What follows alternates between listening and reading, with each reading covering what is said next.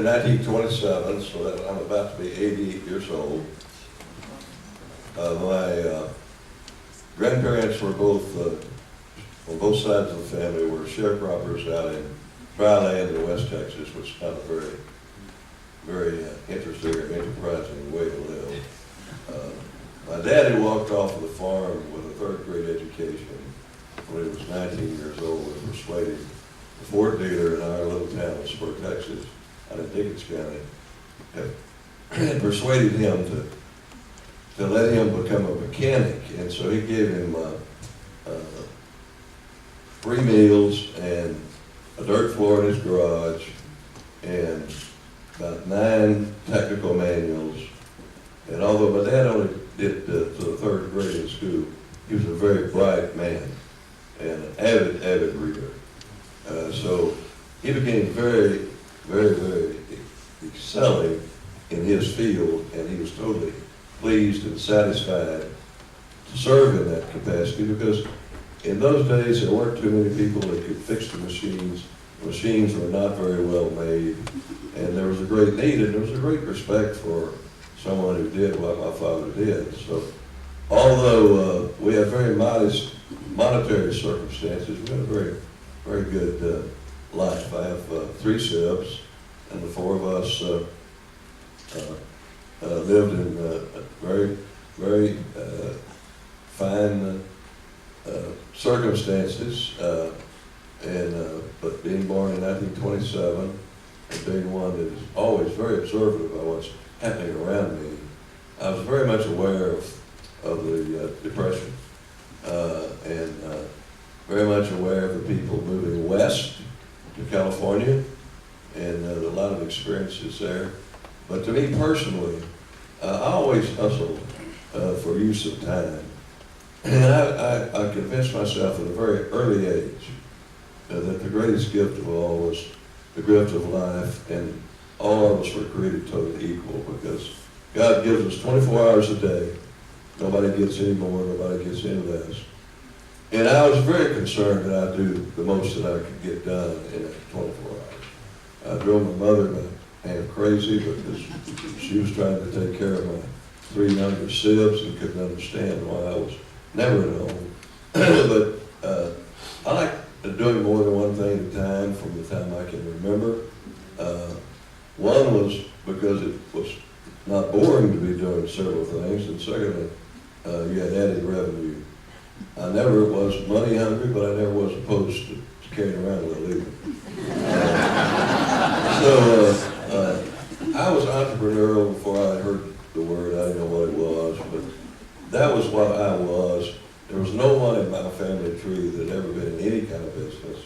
So it really was kind of unusual that I would be so fascinated as I was by the field business.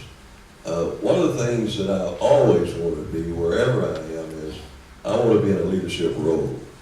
And I work very hard to get into leadership roles. I'll take the worst assignment that you got, if you give me a shot, and I'll do it better than the guy next to me. And it's pretty simple. I did develop early on a real simple credo, and that was, I expect to win. I don't like people telling me, well, I'm different, I like to win. Well, who doesn't like to win? You know, I'd like to look like Clark Gable. That's not going to happen. But I expect to win. And I know how to win, and most of the time I do win.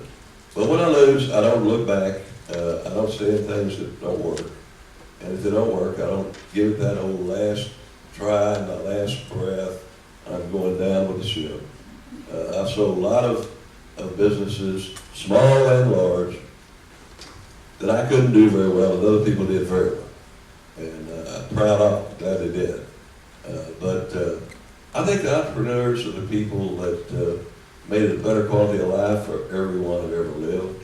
They're the ones that were concerned about what in even ancient times, what was over the mountain, how do you get there, what are they doing, and create a better life for those around them.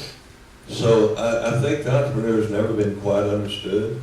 When I look today and I see the great things happening in the world. Most of it is driven by entrepreneurs. I got a letter yesterday being a very minor shareholder in Stephen Schwartzman's programs. And when you read that 6-page report to the shareholders, and if you aren't proud to be the fact that you live in a country where you can participate and you can get involved, then shame on you. So education is the answer. It's the ticket.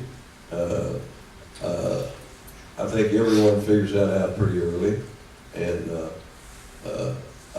educators don't like very often when I'm like on the educators panel. I'll say education. I didn't really go to school for education. I went to school for a ticket. I got the ticket. It worked, and we're still working on it. So I feel very, very excited about being able to live the life of an entrepreneur.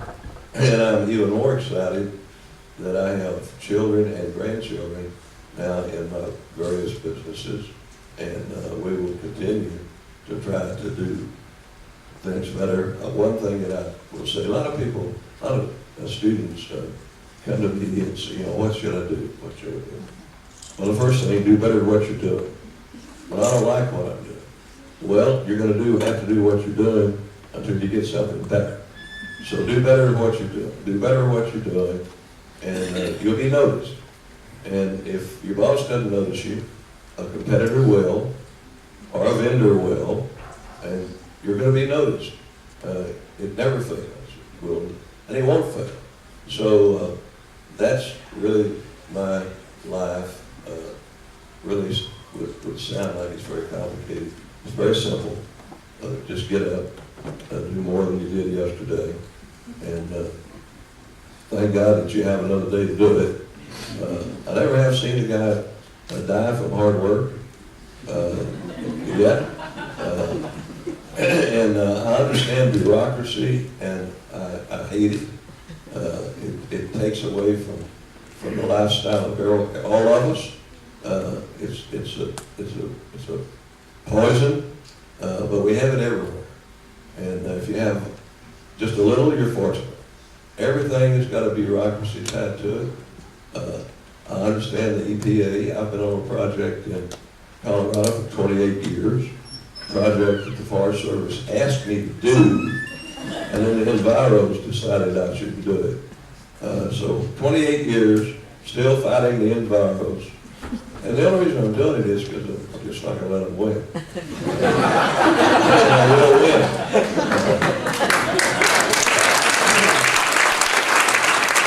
So I don't think that anything that I've done is real unusual. I don't think anything I've done is all that important.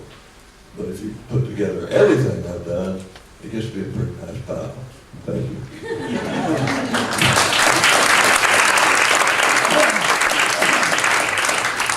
Jim, I'm not going to let Brooks' comment go by. Just before you